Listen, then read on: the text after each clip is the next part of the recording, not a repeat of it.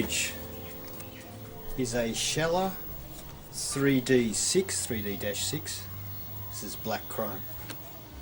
Although it's not very chrome, it's just really a gloss black.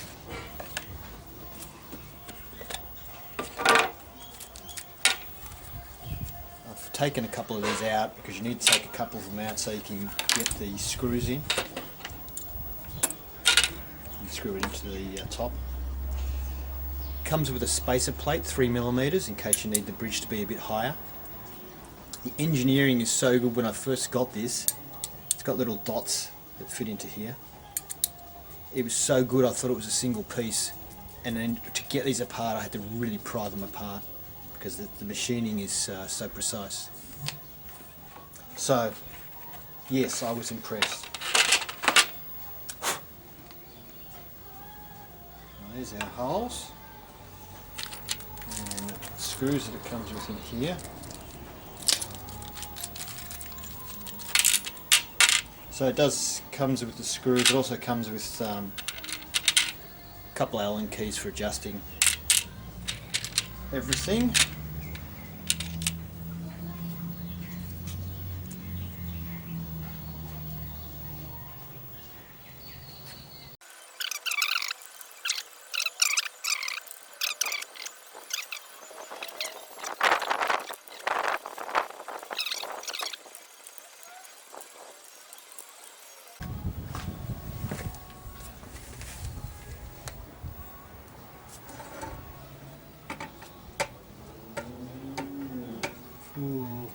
Oh, actually, yes, that's fine.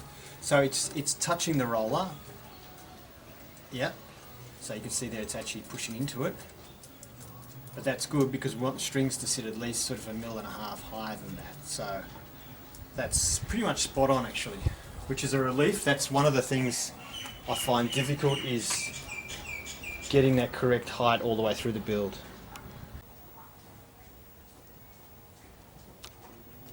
So this bridge has, you've got screws here which can be adjusted with the provided Allen keys, little grub screws.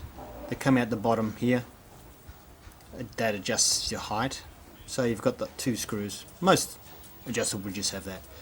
Here's the roller. This is for the lower, higher pitch the thinner strings, let's say.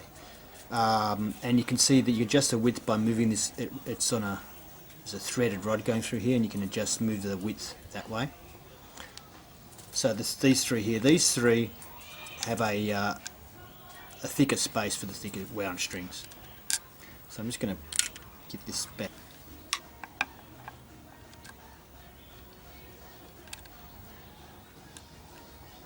Is that going in? Yes, it is. Okay. And then it's just a matter of screwing it in. And this is, of course, using the screwdriver in the back, how you adjust for intonation as well, which we'll no doubt have to do later on. It also has a screw here on the side which is a locking screw. The pickup I'm using for this build is an active pickup. We're using one pickup. I figured, to me personally, the way a guitar sounds is the way it sounds, and I don't see the point in having a whole bunch of pickups when you've already got an expensive amplifier and effects pedals and all the rest of it. So I only see really that you need one pickup. Rather than buy 2 really average pickups, I just buy one good pickup. This is an EMG 85 in black from, not from EMG. So active pickup meaning that it uses a battery, and as such, I believe it doesn't need, you don't really need shielding or anything. It doesn't get hum. I installed this in prototype guitar, and if you've watched that video, you know I was extremely impressed with what you get in the kit. You do pay for it, you definitely pay for it, but you actually get something for your money apart from a pickup. The kit has basically everything you need, and the instructions are amongst the best I've ever seen in my life for anything. That's a bus, a wiring bus, which I won't be needing. There's some screws for the height adjustments. It comes with plug and play wiring, all the wiring you need. And really depends on whatever you're going to do. It comes with pots, volume and tone control pots. It's a bit more wiring there. It also has a red and a black shrink sleeve in case you want to heat shrink these under a couple of wires. Really, really impressive. The instructions, as I said, are the best I've ever seen for pretty much anything I've ever done. You've got,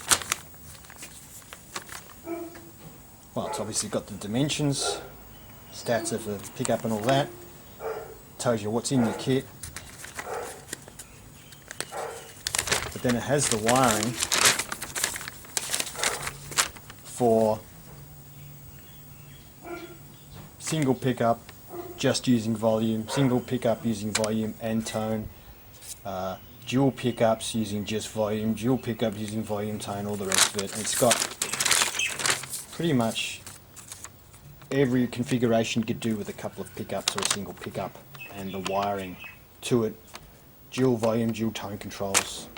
So if you bought two pickups, you would have two volume, two tone controls. It shows you how to wire it all up. So everything you need plus a bit more is in the kit. Very impressive. You can see here the red wire and black wire there are clearly marked. So I know that if I have it just like the picture, that way, that the red wire should be on the left. So many times you get instructions and things like that just aren't clear. And that's it. That's pretty much how easy it is to put it in. Okay, so if you haven't done this before, like mounting a pickup to a pickup ring, it can be sometimes a bit of a bugger with these springs. So just be prepared that the springs may bounce off a couple of times the first couple of times you're trying it.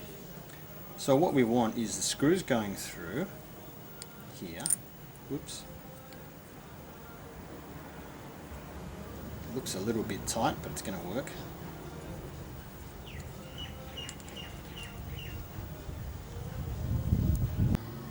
Alright, so I've now put those screws in using what's technically known as a teensy-weensy screwdriver. Okay, so we get the springs, put them on, and then try and line it up with the pickup without them springing off everywhere.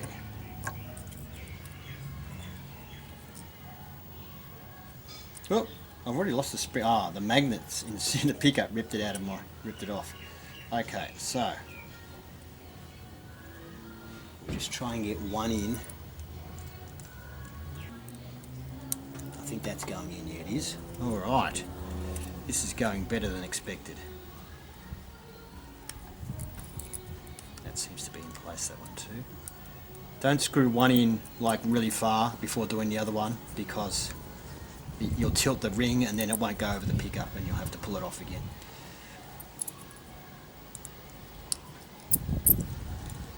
Same thing when you're doing this. It depends how tight a fit the ring is. I've made this ring a pretty tight fit. I think I have got a video, well, obviously I've got the video of making this ring, but I think you can make them. Now, you do have to make sure you've got enough room for these screws in case you need to lift the pickup really high. Oh, actually no, you don't have to wait. The springs won't change, the screws won't change height, sorry. But I had to drill holes a bit deeper than the rest of it to allow for the for those screws. Okay, so then you can always just adjust the pickup from there. Black screws. Can be hard to get black screws in the size you want. So don't make the mistake that I made in my prototype build, which is to drill these holes for the size of screw you think you're going to put in there, and then find out later on that nobody makes that size of screw in black. So screw sizes in black are limited, especially self-tapping screws. Bolts is not so bad, but screws is really hard to get a good range of black. I mean, you could, I guess, paint them, but you'd need to be careful what they're made out of whether you paint them, because a lot of metals paint won't stick to very well. So bear that in mind when you're choosing stuff. It's much easier to get stainless steel and chrome screws in various sizes than it is to get black.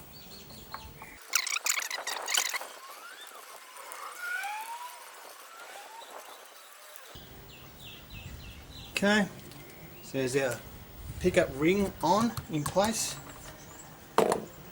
Pickups in, pickup rings in. So on with the electrics.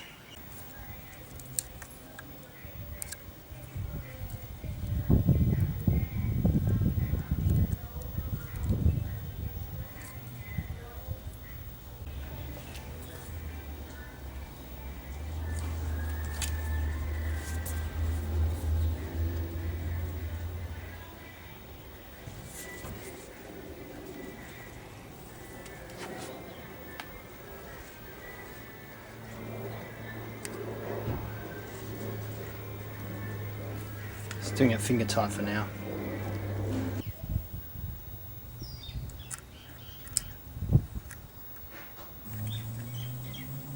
Okay, I'm just going to check, make sure I've got it in the position that I want it in. That angle, I think that's all going to be nice. Yeah, that'll do it. So I'll just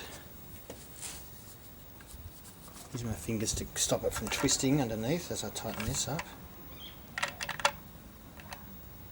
Seems quite good.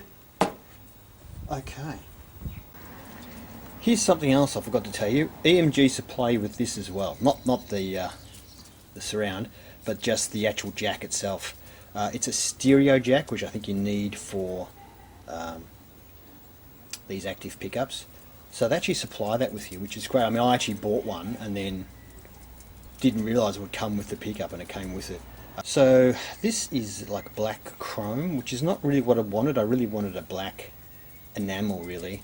This doesn't look black enough. It looks kind of silvery grey black, which would suit if that's the other gear you had on it, but nothing else I have actually matches it. But yeah, mistakes were made, as they say. So we will push through these couple of wires that we know need to connect to the jack, and this one that needs to connect to the jack. I'll push them through because it's going to be easier, I think, to plug these in when it's on the other side. Flip it so you can see it. And the white one must go there because there's no other place for it to go. Now we better put some screws in here and perhaps put it the right way around. Fit the screw first. Yeah, looks like it'll work. Okay. Okay. Start the other one off. This screw in particular is close to an edge, so I'm going to have to be a little bit careful.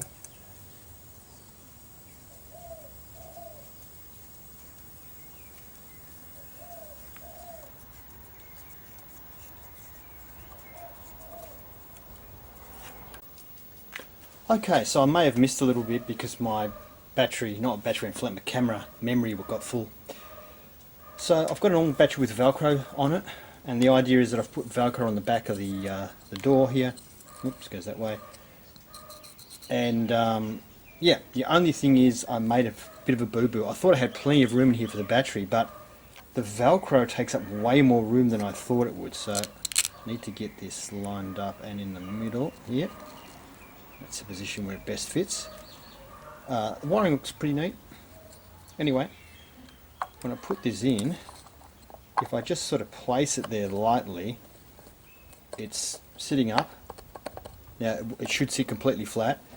If I push it down, it's okay. So once I screw it down, it'll be okay, but it's obviously squishing the Velcro up. It'll make this hatch easy to get off anyway, because it was a pretty tight fit. It was hard to get out. So it'll help that. I wonder if this is too small. Probably too small to tighten it, but it'll get it started.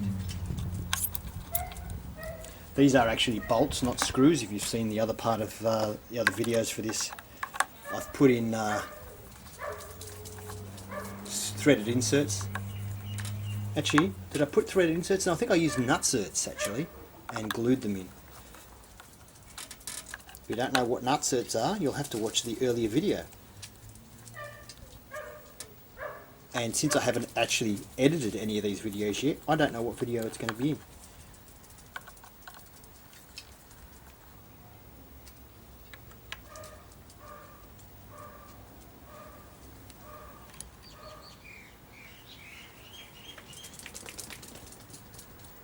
all the screws at the back. I think that'll be alright. Or do you want to point down when it's at full?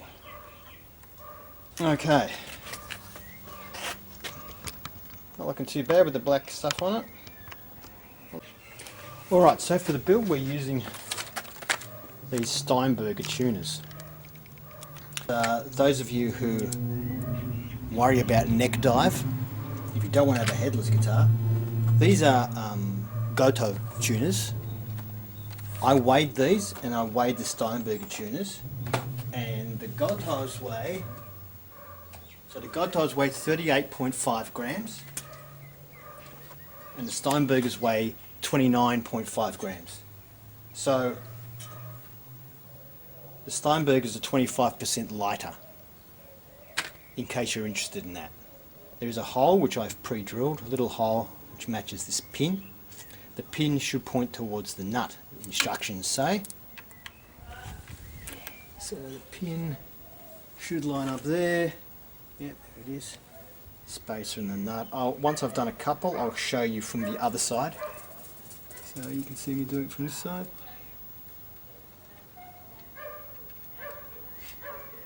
Now I will use a socket to tighten this up, because when you first put them in, the little hole, the pin hole, is actually slightly smaller than the pin. They want you to do it that way, but what that means is you have to do them up pretty tight to get them to push into the pinhole. That just means they won't rattle if you do it that way. Alright, so I'll just tighten that up using my socket here. This is a 7/16 socket. So I'll just show you this one starting off from the side. You pull off the little cap here, then you take off this little white washer, plastic washer, I think it's nylon, undo the screw here, take off the spacer sleeve which goes on the other side, put it down, pin faces the nut, and if you should have already pre-drilled your hole.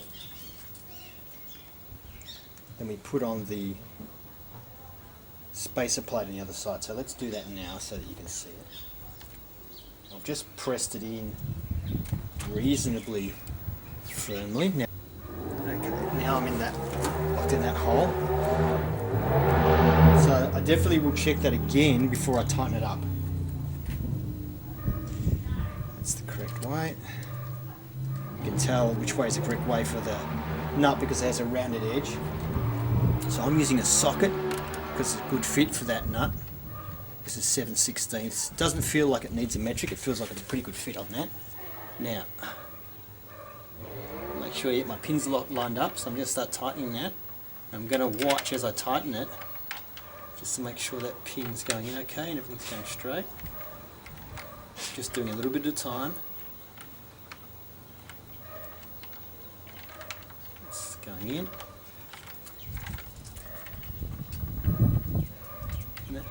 Looks good. Yep. Okay, so tune is in. So now we put the white plastic washer back on. It just slips, it just pushes on.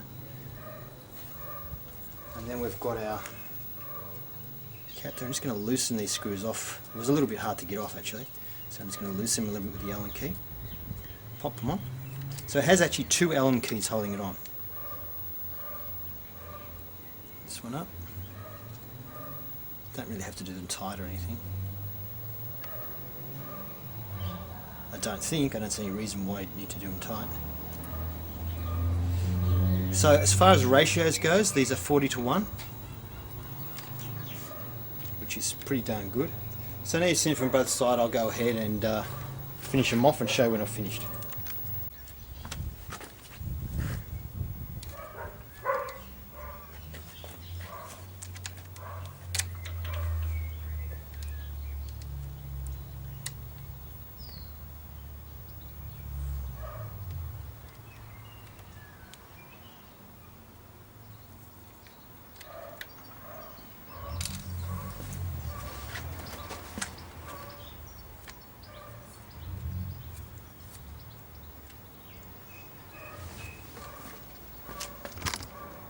Okay, there's the tuners all fitted, and very easy to string up. It's coming up. So down the bottom there's a hole. You put the string through the hole here so it goes through this bar. Then you tighten up this little bit here, which is basically just a screw that screws down and clamps the string, so the string's then clamped. Then you wind this down and it pulls the string down into this ferrule, and that is what tightens the string or loosens the string. So at no time is there any winding, so you don't have to worry about the wire that's wound up being stretched or unstretched or anything like that. And it's all just direct line, there's no winding. It's just a better system, but it's an expensive system.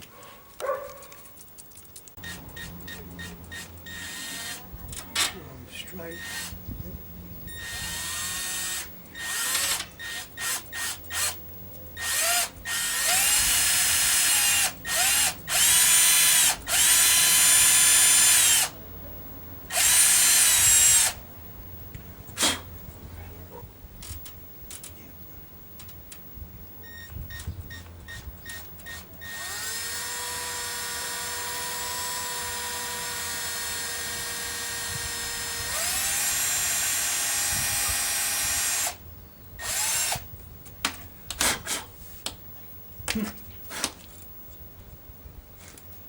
Maple does have a certain smell.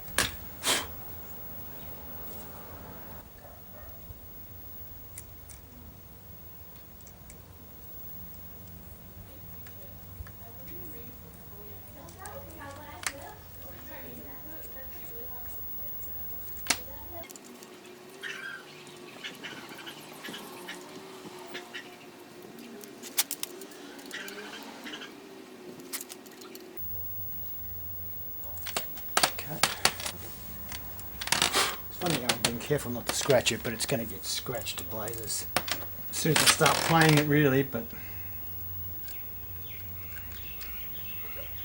which is one of the reasons why I don't really care about finishes that much. Thank you for watching episode 12 of our build. We're nearly finished. If you liked it, please consider giving it a thumbs up, and if you'd like to see more, subscribe to Cheapskate. Until next we meet, have fun.